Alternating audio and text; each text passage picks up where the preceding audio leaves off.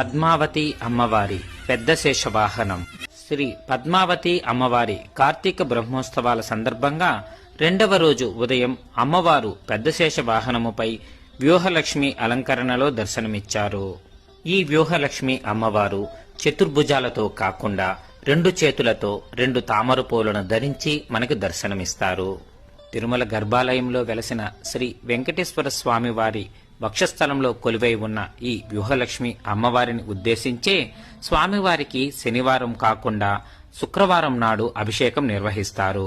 అలాగే తిరుమలలో స్వామివారి యొక్క సహస్రనామార్చన జరిగిన అనంతరము ఈ వ్యూహలక్ష్మి అమ్మవారికి 24 విశేషమైన నామాలతో అర్చన జరపబడుతూ ఉన్నది.